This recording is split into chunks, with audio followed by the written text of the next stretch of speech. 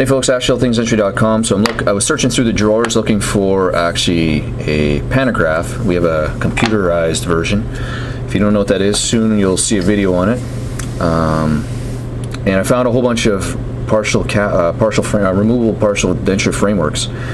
So often, my experience has been that I'm not going to say what I did, but I didn't have a visual and sort of a knowledge, a very strong knowledge on partial frameworks. So what I want to do is just review quickly some of the frameworks in front of us and some of the ideas. I mean, I'm not saying that these techniques are correct. The designs are correct. I mean, design is open to the world as long as you follow the specific rules according to what you're trying to accomplish. However, what is important is some of the ideas. Like, let's start, for example, wrought wire. Wrought wire can be embedded in acrylic like it is here. Wrought wire, we typically use an 020 undercut gauge, 2/100 of an inch undercut gauge. Or it can be soldered to the cast, which is in this case. It can also be cast to the cast to the framework, sorry. In this case, what they did was they cast the clasp or cast the framework initially, and then they decided to solder this wrought wire, which is the same material as this, fairly flexible. Or what may have happened was this fractured. Say there was a cast clasp here, or a cast eye-bar, or whatever. It fractured, and now to salvage the framework, instead of casting a new one, you place a wrought wire. In any event, like I said, we're not talking about framework designs and if it's the proper way. So what are we doing with this case? So let me just throw this up on the surveyor real quick. Okay, so when I mean 020 undercut, so here's our wrought wire.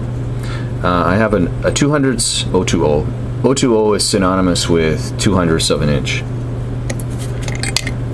So typically, and this is just for demonstration purposes only, I haven't surveyed this cast. This is a demonstration model.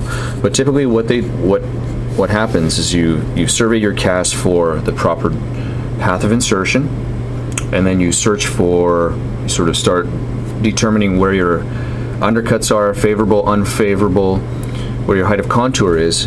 And in this case, for the wrought wire, we typically use a 2/100 of an inch undercut, and that's what we're looking for. So it'd be approximately here. So let's remove that out of the way and see that when this partial framework engages, you can see that that's where the wrought wire goes. So again, this was soldered, and you can have them just embedded in the acrylic. Okay, let's take a look elsewhere. Let's look at these now this is a cast clasp. So this is cast with the framework. It's waxed up along with the framework, and it's all cast at the same time. So we typically use an 010 or a 1/100 of an inch undercut. The material is not as flexible and is fairly brittle. So when they were surveying, pop this off. I need to say that I didn't survey this. I'm just showing for demonstration purposes only that when they go to search for the height of contour and engage that mesial undercut using the 1/100 of an inch undercut, that's what's happening right there. So essentially, what I was taught was to go look for the undercut and pull up to the most coronal extent, and you can mark it into the cast. I mean, this is plastic into the cast because this is a diagnostic cast only.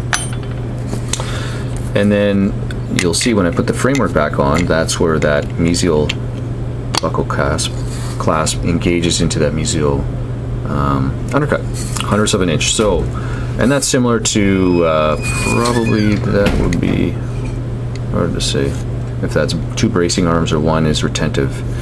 The design of partial dentures is really up to you. Again, following those basic things.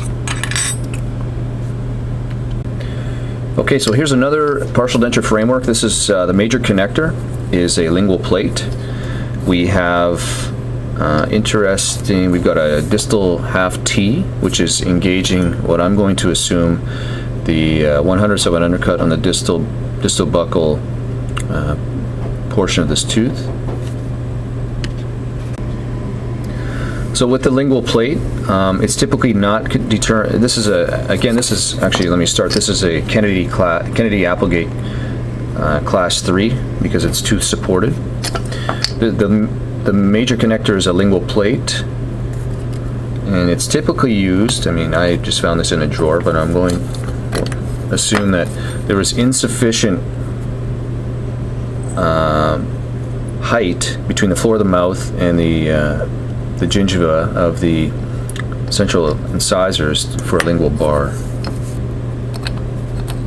Dr. Dre calls this a spinach catcher as well.